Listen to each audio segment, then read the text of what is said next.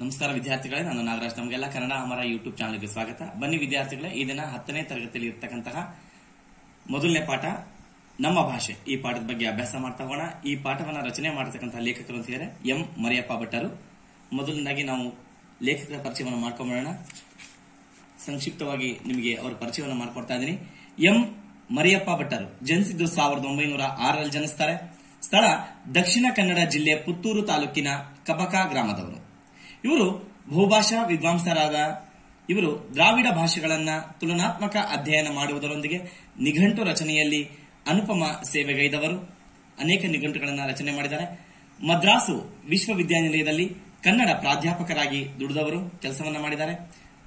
ಇವರು ರಚನೆ ಮಾಡತಕ್ಕಂತಹ ಕೆಲವು ಕೃತಿಗಳಂತ ಹೇಳಿದರೆ ತುಳು ಇಂಗ್ಲಿಷ್ ನಿಘಂಟುಗಳು, ಅಭಿನವ ಮಂಗರಾಜನ ನಿಘಂಟು, ಜಾತಕ ತಿಲಕಂ, ಛಂದಸ್ಸಾರ ಮೊದಲಾದ ಕೃತಿಗಳ ಕರ್ತೃವಾಗಿ ಪ್ರಸಿದ್ಧರಾದವರು.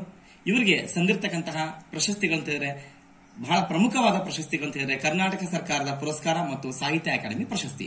ಅಷ್ಟೇ ಅಲ್ಲದೆ ಈ ಗದ್ಯ ಭಾಗವನ್ನ ಎಂ ಮರಿಯಪ್ಪ ಭಟ್ ಅವರು ರಚಿಸಿರ್ತಕ್ಕಂತಹ ಕನ್ನಡ ಸಂಸ್ಕೃತಿ ಅಂತಕ್ಕಂಥ ಪ್ರಬಂಧ ಸಂಕಲನ, ಅದರಿಂದ ಆ ಕೃತಿಯಿಂದ ಇದನ್ನ ಆಯ್ಕೆ ಮಾಡಲಾಗಿದೆ. ಯಾವುದು ಕನ್ನಡ ಸಂಸ್ಕೃತಿ ಅಂತಕ್ಕಂಥ ಕೃತಿಯಿಂದ ಆಯ್ಕೆ ಮಾಡಲಾಗಿದೆ. ಇಲ್ಲಿ ಆಶಯ ಏನ್ ಹೇಳ್ತಾರೆ ಪಾಠದ ಆಶಯದಲ್ಲಿ, ಕನ್ನಡ ಭಾಷೆ ಸಾಹಿತ್ಯ ಸ್ವರೂಪ ಅಂತ ಹೇಳಿದ್ರೆ ಲಕ್ಷಣ. ಕನ್ನಡ ಭಾಷೆ ಸಾಹಿತ್ಯ ಸ್ವರೂಪ ಇತಿಹಾಸವನ್ನು ವಿಶ್ಲೇಷಿಸುವ ಸಂಕ್ಷಿಪ್ತ ಕನ್ನಡ ಸಾಹಿತ್ಯ ಚರಿತ್ರೆ ಕನ್ನಡದ ಮಹತ್ವವನ್ನು ಎತ್ತಿ ಹಿಡಿದಿದೆ. ಇವೆಲ್ಲ ಕನ್ನಡದ ಮಹತ್ವವನ್ನು ಎತ್ತಿ ತೋರಿಸ್ತಾ ಇದ್ದಾವೆ. ಕನ್ನಡ ಭಾಷಾ ಬೆಳವಣಿಗೆ ಶಬ್ದ ಭಂಡಾರವನ್ನು ಪರಿಚಯಿಸುವ ಕಾಳಜಿ ಈ ಪಾಠದಲ್ಲಿ ಬಹಳ ಪ್ರಧಾನವಾಗಿದೆ ಅಂತ ಹೇಳಿದ್ದಾರೆ. ಕನ್ನಡ ಶಬ್ದ ಭಂಡಾರವನ್ನ ಪರಿಚಯಿಸುವ ಮತ್ತೆ ಹೇಗೆ ಅದು ಬೆಳೀತಾ ಬಂತು ಅನ್ನೋದನ್ನ ಇಲ್ಲಿ ಹೇಳ್ತಾ ಹೋಗಿದ್ದಾರೆ. ಮಾತೃಭಾಷೆಯ ಆಂತರ್ಯದಲ್ಲಿರುವ ಆತ್ಮೀಯತೆ, ಮಾತೃಭಾಷೆಯಲ್ಲಿರತಕ್ಕಂಥ ಆತ್ಮೀಯತೆ, ಅದರ ಸೊಗಸು, ಅದರ ಬಳಕೆಯ ವಿಧಾನ ಅತ್ಯಂತ ಮನೋಜ್ಞವಾಗಿ ಈ ಪಾಠದಲ್ಲಿ ಅಭಿವ್ಯಕ್ತಗೊಂಡಿದೆ ಅಂತ ಹೇಳ್ತಾ ಹೋಗಿದ್ದಾರೆ. ಬನ್ನಿ ನೋಡ್ತಾ ಹೋಗೋಣ. ನಾನು ನಿಮಗೆ ಟೆಕ್ಸ್ಟ್ ಬುಕ್ ಸಮೇತನೆ ಮಾಡ್ತಾ ಹೋಗ್ತಾ ಇದ್ದೀನಿ. ಇಲ್ಲಿ ಪಾಠ ನಮ್ಮ ಭಾಷೆ ಅಂತ ನಾನು ಓದ್ತಾ ಹೋಗ್ತೀನಿ. ಬಹಳ ಸುಲಭ ಇದೆ. ನಮ್ಮ ಸುತ್ತಮುತ್ತಲಿನವರೊಡನೆ ವ್ಯವಹರಿಸುವುದಕ್ಕೆ ಹಾಗೂ ವಿಚಾರ ವಿನಿಮಯ ಮಾಡುವುದಕ್ಕೆ ಭಾಷೆ ಒಂದು ಅಮೂಲ್ಯ ಸಾಧನ. ಇಂತಹ ಅಮೂಲ್ಯವಾದ ಈ ಭಾಷೆಯ ಉತ್ಪತ್ತಿ ಎಂದು ಮತ್ತು ಹೇಗಾಯಿತು ಎಂಬ ಪ್ರಶ್ನೆಗೆ ಸರಿಯಾದ ಉತ್ತರ ಹೇಳುವುದು ಕಷ್ಟ ಸಾಧ್ಯ ಅಂತ ಹೇಳ್ತಾರೆ. ನಾವು ನಮ್ಮ ಸುತ್ತಮುತ್ತಲಿನವರೊಡನೆ ವ್ಯವಹರಿಸುವುದಕ್ಕೆ ಅಂದ್ರೆ ಮಾತಾಡಲಿಕ್ಕೆ ನಾವೇನ್ ಮಾಡ್ತೀವಿ, ಭಾಷೆಯನ್ನ ಬಳಕೆ ಮಾಡ್ತೀವಿ. ನಮ್ಮ ಭಾವನೆಗಳನ್ನ ಹಂಚಿಕೊಳ್ಳಿಕ್ಕೆ, ನಮ್ಮ ಕಷ್ಟ ಸುಖಗಳನ್ನ ಹಂಚಿಕೊಳ್ಳಿಕ್ಕೆ, ವಿಚಾರ ವಿನಿಮಯ ಮಾಡ್ಕೊಳ್ಳಿಕ್ಕೆ ಭಾಷೆ ಒಂದು ಅಮೂಲ್ಯವಾಗಿರ್ತಕ್ಕಂಥ ಸಾಧನ. ಭಾಷೆ ಇಲ್ಲದೆ ಜಗತ್ತನ್ನ ಸಮಾಜವನ್ನ ಊಹಿಸಿಕೊಳ್ಳಿಕ್ಕೂ ಸಾಧ್ಯ ಇಲ್ಲ. ಇಂತಹ ಅಮೂಲ್ಯವಾದ ಈ ಭಾಷೆ ಹೇಗೆ ಉತ್ಪತ್ತಿ ಆಯಿತು ಅಂತಕ್ಕಂಥದ್ದು ಹೇಳ್ತಕ್ಕಂಥದ್ದು ಬಹಳ ಕಷ್ಟ ಸಾಧ್ಯ ಅಂತಾರೆ. ಕಷ್ಟ ಸಾಧ್ಯ ಅಂತ ಹೇಳ್ತಾರೆ. ಕಾರಣ ಯಾಕಪ್ಪ ಅಂತ ಹೇಳಿದ್ರೆ, ಭಾಷೆ ಉಗಮ ಆಗಿರ್ತಕ್ಕಂಥದ್ದು ನಾವು ಹಾಗೆ ನೋಡ್ತಾ ಹೋದಾಗ, ಬೇರೆ ಬೇರೆ ಪುಸ್ತಕಗಳಲ್ಲಿ ಓದ್ತಾ ಹೋದಾಗ ಆ ಪಕ್ಷಿಗಳ ಕೂಗು, ಪ್ರಾಣಿಗಳ ಕೂಗು, ಕೆಲವು ಶಬ್ದಗಳನ್ನ ಗ್ರಹಿಸಿಕೊಂಡು ನಾವು ಭಾಷೆ ಬೆಳವಣಿಗೆ ಆಗ್ತಾ ಹೋಯ್ತು ಅನ್ನೋದನ್ನ ನಾವು ನೋಡ್ತಾ ಹೋಗಿದೀವಿ. ಆದ್ದರಿಂದ ಭಾಷೆ ಹೀಗೇನೆ ಉಗಮ ಆಗಿದೆ, ಅದಕ್ಕೆ ಇದೇ ರೀತಿನೇ ಇದೆ ಅನ್ನೋದನ್ನು ಬಹಳ ಕಷ್ಟ ಹೇಳತಕ್ಕಂಥದ್ದು ಬಹಳ ಕಷ್ಟ ಸಾಧ್ಯ ಅಂತ ಹೇಳ್ತಾರೆ. ಭಾಷೆಯ ಮೂಲವನ್ನು ಮಾನವನು ಕಂಡು ಹಿಡಿಯುವುದೆಂದರೆ ನಿರೀಕ್ಷಕನೂ ನಿರೀಕ್ಷಣೆಯ ವಸ್ತುವು ಒಂದೇ ಆದಂತೆಯೇ ಸರಿ. ಆಕಸ್ಮಿಕವಾಗಿ ಮನುಷ್ಯ ಭಾಷೆ ಹೇಗೆ ಹುಟ್ಕೊಳ್ತು ಅಂತಕ್ಕಂಥದನ್ನ ಕಂಡುಹಿಡಿಲಿಕ್ಕೆ ಹೋದ ಅಂದ್ರೆ ನಿರೀಕ್ಷಕನು ಅವನೇ, ನಿರೀಕ್ಷಣೆಯ ವಸ್ತುವು ಒಂದೇ ಆದಂತೆಯೇ ಸರಿ ಅಂತಾರೆ. ಯಾಕಂದ್ರೆ ಭಾಷೆಯನ್ನ ಕಂಡುಹಿಡಿದವನು ಮನುಷ್ಯನೇ. ಆದ್ದರಿಂದ ಅದು ಹೇಗೆ ಹುಟ್ಕೊಳ್ತು ಅಂತ ಈಗೇನಾದ್ರು ನೋಡಕ್ ಹೋದ್ರೆ ಇಬ್ರು ಒಂದೇ ಆಗ್ತಾರೆ. ಭಾಷೆ ಕಂಡಿಡಿದವನು ಮನುಷ್ಯನೇ, ಭಾಷೆ ಹೇಗೆ ಹುಟ್ಕೋತ ಅಂತಕ್ಕಂಥದನ್ನ ನೋಡ್ಲಿಕ್ಕೆ ಹೋಗೋನು ಅವನೇ ಆಗ್ಬಿಡ್ತಾನೆ. ಆದ್ದರಿಂದ ಇಬ್ಬರು ಒಂದೇ ಆದಂತೆಯೇ ಸರಿ ಅಂತ ಹೇಳ್ತಾರೆ. ಯಾಕಂದ್ರೆ ಭಾಷೆ ಉಗಮ ಆಗಿದ್ದು ಮನುಷ್ಯನಿಂದ. ಮಾನವನು ತನ್ನ ವಿಶಿಷ್ಟ ಮೇಧಾಶಕ್ತಿಯಿಂದ ಜಂಗಮ ಜಗತ್ತಿನ ಇತರ ಜಂತುಗಳಿಗಿಂತ ಭಿನ್ನವಾಗಿದ್ದಾನೆ. ಇವತ್ತು ಮನುಷ್ಯ ಪ್ರಪಂಚದ ಚರಾಚರ ಜೀವಿಗಳಲ್ಲಿ ಬಹಳ ವಿಶಿಷ್ಟವಾಗಿದ್ದಾನೆ, ಭಿನ್ನವಾಗಿದ್ದಾನೆ ಜಂಗಮ ಜಗತ್ತಿನ ಅಂತ ಹೇಳ್ತಾರೆ. ವಿಶಿಷ್ಟ ಮೇಧಾಶಕ್ತಿಯಿಂದ, ತನ್ನ ವಿಚಾರ ಶಕ್ತಿಯಿಂದ, ಬುದ್ಧಿಶಕ್ತಿಯಿಂದ ಜಂಗಮ ಜಗತ್ತಿನ, ಜಂಗಮ ಅಂತ ಹೇಳಿದ್ರೆ ಜೀವ ಜಗತ್ತಿನ, ಏನು ಪ್ರಪಂಚದಲ್ಲಿ ಅನೇಕ ಜೀವ ಜಂತುಗಳಿವೆ, ಆ ಎಲ್ಲಾ ಜೀವ ಜಂತುಗಳಿಗಿಂತ ಮನುಷ್ಯ ಭಿನ್ನವಾಗಿದ್ದಾನೆ. ಕಾರಣ ಮನುಷ್ಯನಿಗೆ ಭಾಷೆ ಅಂತಕ್ಕಂಥದ್ದು ಗೊತ್ತಿದೆ. ಆದ್ದರಿಂದ ಭಾಷೆ ಅಂತಕ್ಕಂಥದ್ದು ಮನುಷ್ಯನಿಗೆ ಗೊತ್ತಾದ್ರಿಂದ ತಿಳ್ಕೊಂಡಿದ್ದಾನೆ. ಆದ್ದರಿಂದ ಎಲ್ಲಾ ಪ್ರಾಣಿಗಳಿಗಿಂತ ಭಿನ್ನವಾಗಿದ್ದಾನೆ. ಕಾರಣ ಮುಖ್ಯವಾಗಿ ಭಾಷೆ ಆತನಿಗೆ ತಿಳಿದಿರ್ತಕ್ಕಂಥದ್ದು. ಆ ಮೂಲಕ ಅವನು ಜೀವಿಸ್ತಾ ಇದ್ದಾನೆ, ತನ್ನ ಬುದ್ಧಿಶಕ್ತಿಯನ್ನ ತೋರಿಸ್ತಾ ಇದ್ದಾನೆ ಅಂತ. ಮಕ್ಕಳಿಗೆ ಮೊಲೆಯೂಡುವ ಎಲ್ಲ ಪ್ರಾಣಿಗಳೂ ಚಲನವಲನಗಳ ವಿಷಯವಾಗಿ, ಆಹಾರ ವಿಚಾರವಾಗಿ ತಮ್ಮ ಮಕ್ಕಳಿಗೆ ಸಹಜವಾಗಿ ತರಬೇತು ಕೊಡುವುದನ್ನು ಕಾಣುತ್ತೇವೆ. ಎಲ್ಲಾ ಪ್ರಾಣಿಗಳು ಏನ್ ಮಾಡ್ತವೆ, ಮೊಲೆಯೂಡುವ ಯಾವ ತಮ್ಮ ಪ್ರಾಣಿಗಳಿಗೆ, ಪಕ್ಷಿಗಳಿಗೆ ನಾವು ನೋಡ್ತಾ ಹೋಗ್ತೀವಿ, ಮೊಲೆ ಉಡಿಸ್ತಾವೆ ಅಂದ್ರೆ ಹಾಲು ಕುಡಿಸ್ತಾವೆ ಪ್ರಾಣಿಗಳಿಗೆ. ಅಂತಹ ಪ್ರಾಣಿಗಳು ಏನ್ ಮಾಡ್ತವೆ, ಆಹಾರ ವಿಷಯವಾಗಿ ಮತ್ತೆ ಚಲನವಲನ, ಹೇಗೆ ನಡಿಬೇಕು, ಹೇಗೆ ಆಹಾರಗಳನ್ನು ಹುಡುಕಬೇಕು, ಅಂತಹ ವಿಷಯಗಳ ಪರವಾಗಿ ತಮ್ಮ ಮಕ್ಕಳಿಗೆ ಸಹಜವಾಗಿ ತರಬೇತಿಯನ್ನು ಕೊಡ್ತವೆ. ಹೇಗೆ ಜೀವನ ಮಾಡಬೇಕು, ಹೇಗೆ ನಡಿಬೇಕು, ಹೇಗೆ ಆಹಾರ ಹುಡುಕಬೇಕು ಅನ್ನೋದನ್ನು ಹೇಳ್ಕೊಡ್ತವೆ. ಅನುಕರಣದಿಂದ ಕಿರಿಯವು ಹಿರಿಯ ಪ್ರಾಣಿಗಳಂತೆ ಕಾರ್ಯ ಮಾಡುವುದನ್ನು ಕಲಿಯುತ್ತವೆ. ದೊಡ್ಡ ಪ್ರಾಣಿಗಳು ಅಥವಾ ತಾಯಿ ಹೇಳ್ಕೊಟ್ಟಂತೆಯೇ ಕಿರಿಯ ಸಣ್ಣ ಪ್ರಾಣಿಗಳು ಏನ್ ಮಾಡ್ತವೆ, ಅದರಂತೆ ಎಲ್ಲವನ್ನು ಕಲ್ತ್ಕೋತವೆ. ಇಲ್ಲಿಗೆ ಅವುಗಳ ಸಾಮಾನ್ಯ ಸಂಸ್ಕೃತಿ ಮುಗೀತು. ಅಲ್ಲಿಗೆ ಅವೇನ್ ಮಾಡ್ತವೆ, ಪ್ರಾಣಿಗಳು ಹಾಗೆ ಸ್ವತಂತ್ರವಾಗಿ ಬಿಟ್ಬಿಡ್ತವೆ. ಅಂದಿನಿಂದ ಆ ಪ್ರಾಣಿಗಳು ಸ್ವತಂತ್ರ ಜೀವನವನ್ನ ಕಲ್ತ್ಕೋತವೆ, ಮತ್ತೆ ಡಿಪೆಂಡ್ ಆಗಲ್ಲ, ಅವಲಂಬನೆ ಆಗೋದಿಲ್ಲ. ಆದರೆ ಮಾನವನಾದರೂ ಹೇಳ್ತಾರೆ ಇಲ್ಲಿ, ಮಾನವನಾದರೂ ತನ್ನ ಸಮಕಾಲೀನ ಜನತೆಯದು ಮಾತ್ರವೇ ಅಲ್ಲ, ಮನುಷ್ಯ ಹಾಗಾಗಲ್ಲ. ಮನುಷ್ಯ ಇತರ ಪ್ರಾಣಿಗಳಂತೆ ಸ್ವತಂತ್ರವಾಗಿ ಬದುಕಲಿಕ್ಕೆ ಸಾಧ್ಯ ಇಲ್ಲ. ಕಾರಣ ಅವನೇನ್ ಮಾಡ್ತಾನೆ, ತನ್ನ ಸಮಕಾಲೀನ ಈಗೇನಿದ್ದಾರೆ ಆ ಜನದ ಜೊತೆ ಮತ್ತೆ ಗತಕಾಲದ ಹಿರಿಯರ, ಪೂರ್ವಕಾಲದ ಹಿರಿಯರ, ತನ್ನ ಪೂರ್ವಜರು ಹೇಗೆ ಸಂಸ್ಕೃತಿಗಳನ್ನ, ಆ ಸಂಪ್ರದಾಯಗಳನ್ನ ಆಚರಣೆ ಮಾಡ್ಕೊಂಡ್ಬಂದ್ರು, ಪೂಜೆ ಪುನಸ್ಕಾರ ಎಲ್ಲವನ್ನೂ ಆಗಿರ್ಬೋದು, ಆ ಜ್ಞಾನಾನುಭವಗಳ ಸಾರ ಸರ್ವಸ್ವವನ್ನು ಉಳಿಸಿಕೊಂಡು ಬೆಳೆಸಬಲ್ಲ. ಎಲ್ಲವನ್ನೂ ಅವನೇನ್ ಮಾಡ್ತಾನೆ, ಅದರಂತೆ ನಡೆಸ್ಕೊಂಡು ಹೋಗ್ತಾನೆ. ಬೇರೆ ಪ್ರಾಣಿಗಳಂತೆ ಸ್ವತಂತ್ರವಾಗಿ ಬದುಕಲಿಕ್ಕೆ ಸಾಧ್ಯ ಇಲ್ಲ. ಇದಕ್ಕೆ ಮೂಲ ಸಾಧನ ಭಾಷೆ. ಯಾಕೆ ಇದನ್ನ ಬಳಸ್ಕೊಂಡು ಬರ್ತಾನೆ, ಆಚಾರ ವಿಚಾರಗಳನ್ನು ಯಾಕೆ ಅದನ್ನ ಅನುಸರಿಸ್ಕೊಂಡು ಬರ್ತಾನೆ ಅಂದ್ರೆ, ಭಾಷೆ ಅಂತಕ್ಕಂಥದ್ದು ಅವನ ಕೈ ಹಿಡಿದಿದೆ. ಆ ಭಾಷೆಯ ಮೂಲಕ ಏನ್ ಮಾಡ್ತಾನೆ, ಎಲ್ಲವನ್ನೂ ಏನ್ ಮಾಡ್ತಾನೆ, ಅನುಕರಣೆ ಮಾಡ್ಕೊಂಡು ಬರ್ತಾನೆ. ಭಾಷೆಯ ಪ್ರಯೋಜನ ಮನುಷ್ಯನಿಗೆ ಇಲ್ಲದೆ ಹೋಗಿದ್ದರೆ ಆತ ಬರಿಯ ಜಂತುವಾಗಿಯೇ ಉಳಿಯುತ್ತಿದ್ದ. ಭಾಷೆ ಅಕಸ್ಮಾತ್ ಆಗಿ ಮನುಷ್ಯನಿಗೆ ಗೊತ್ತಾಗದೇ ಇದ್ದಿದ್ರೆ ಅವನು ಒಂದು ಸಾಮಾನ್ಯ ಜೀವಿಯಾಗಿ, ಏನು ಪ್ರಾಣಿಗಳಿದಾವೋ ಪಕ್ಷಿಗಳಿದಾವೋ ಅದರಂತೆ ಜೀವನ ನಡೆಸ್ತಿದ್ದ. ಆದರೆ ಇವತ್ತು ಭಾಷೆ ಗೊತ್ತಿದ್ರಿಂದ ಇತರ ಪ್ರಾಣಿಗಳಿಗಂತೆ ಭಿನ್ನವಾಗಿದ್ದಾನೆ. ಭಾಷೆ ಇದ್ದು ಅದರ ಪಿಯೂಷವನ್ನು ಕುಡಿದು ಅರಗಿಸಿಕೊಳ್ಳದ, ಅಂತೆಯೇ ಕರ್ಮವೆಸಗದ ವ್ಯಕ್ತಿ ಜಂತುವೇ ಸರಿ. ಭಾಷೆ ಇದ್ದೂ ಸಹ ಇವತ್ತು ಅದರ ಪಿಯೂಷ ಅಂತ ಹೇಳಿ ಅಮೃತವನ್ನ, ಭಾಷೆಯನ್ನ ಅಮೃತಕ್ಕೆ ಹೋಲಿಸಿದ್ದಾರೆ ಮರಿಯಪ್ಪ ಭಟ್ಟರು. ಅಂತಹ ಅಮೃತವನ್ನ ಕುಡಿದು ಅರಗಿಸಿಕೊಳ್ಳದ, ಅರ್ಥ ಮಾಡಿಕೊಳ್ಳದ ಮತ್ತು ಅಂತೆಯೇ ಕರ್ಮವೆಸಗದ, ಅದನ್ನು ತನ್ನ ಜೀವನದಲ್ಲಿ ಬಳಸ್ಕೊಳ್ಳೋದಿಲ್ವೋ, ಉಪಯೋಗ ಮಾಡ್ಕೊಳ್ಳೋದೇ ಇಲ್ವೋ ಅಂತಹ ವ್ಯಕ್ತಿ ಜಂತುವೇ ಸರಿ, ಒಬ್ಬ ಸಾಮಾನ್ಯ ಜೀವಿ ಆಗ್ಬಿಡ್ತಾನೆ. ಮನುಷ್ಯ ಅನ್ಸ್ಕೊಳ್ಳಿಕ್ಕೆ ಅವನು ಲಾಯಕ್ಕಿರಲ್ಲ. ಆದ್ದರಿಂದ ಮನುಷ್ಯ ಅಂತ ಅನ್ಸ್ಕೊಳ್ಬೇಕಾದ್ರೆ ಭಾಷೆಯನ್ನ ಜೀವನದಲ್ಲಿ ಅಳವಡಿಸಿಕೊಂಡು ಅದನ್ನ ಬಳಸ್ಕೊಳ್ಬೇಕು. ಕಾರಣ ಭಾಷೆ ಅಂತಕ್ಕಂಥದ್ದು ಅಮೃತಕ್ಕೆ ಸಮಾನ ಅಂತ ಹೇಳ್ತಾರೆ. ವಿಶ್ವದ ಬಹುಭಾಷಾ ಪ್ರಪಂಚದಲ್ಲಿ ಸುಮಾರು 4,000 ಭಾಷೆಗಳಿರುತ್ತವೆ ಎಂದು ತಿಳಿದು ಬಂದಿದೆ. ನೋಡಿ ಎಷ್ಟು ಭಾಷೆ ಇರ್ತವೆ ಅಂತ ಹೇಳ್ತಾರೆ. ದೇಶ, ಕಾಲ, ವಂಶ, ಪರಂಪರೆ ಇತ್ಯಾದಿ ಕಾರಣಗಳಿಂದ ಅವು ಬೇರೆ ಬೇರೆಯಾಗಿ ಭಿನ್ನ ಭಿನ್ನ ಸನ್ನಿವೇಶಗಳಲ್ಲಿ ಬೆಳೆದು ಬಂದಿರುತ್ತವೆ. ಒಂದೊಂದು ದೇಶದಲ್ಲಿ ಒಂದೊಂದು ಭಾಷೆ ಇರುತ್ತೆ, ಒಂದೊಂದು ನೋಡ್ತೀವಿ. ಬೇರೆ ಬೇರೆ ದೇಶಗಳಲ್ಲಿ, ಬೇರೆ ಬೇರೆ ಪ್ರದೇಶಗಳಲ್ಲಿ ಒಂದು ಭಾಷೆ ಭಿನ್ನವಾಗಿರುತ್ತೆ, ಭಾಷಾ ಶೈಲಿ ಭಿನ್ನವಾಗಿರುತ್ತೆ. ಇದು ಹೀಗೆ ಬೆಳೀತಾ ಬಂದಿದೆ. ಆಯಾ ಸನ್ನಿವೇಶಗಳಿಗೆ ಅನುಸಾರ, ಆಯಾ ಜನತೆಯ ಜ್ಞಾನಾರ್ಜಿತ ಸ್ವತ್ತುಗಳಿಗನುಸಾರ ಭಾಷೆಗಳ ಬೆಳವಣಿಗೆಯಾಗುತ್ತಿದೆ. ಆಯಾ ಸನ್ನಿವೇಶಗಳಿಗೆ ತಕ್ಕಂತೆ ಮತ್ತು ಅವರ ಜ್ಞಾನಾರ್ಜಿತ ಏನ್ ತಿಳ್ಕೊಂಡಿರ್ತಾರೋ ಅವುಗಳಿಗೆ ಅನುಸಾರವಾಗಿ ಭಾಷೆ ಬೆಳವಣಿಗೆ ಆಗ್ತಾ ಇದೆ. ಅಂದ್ರೆ ಭಾಷೆನ ಬೆಳವಣಿಗೆ ಮಾಡ್ಕೋತಾ ಹೋಗ್ತಾ ಇದ್ದಾರೆ.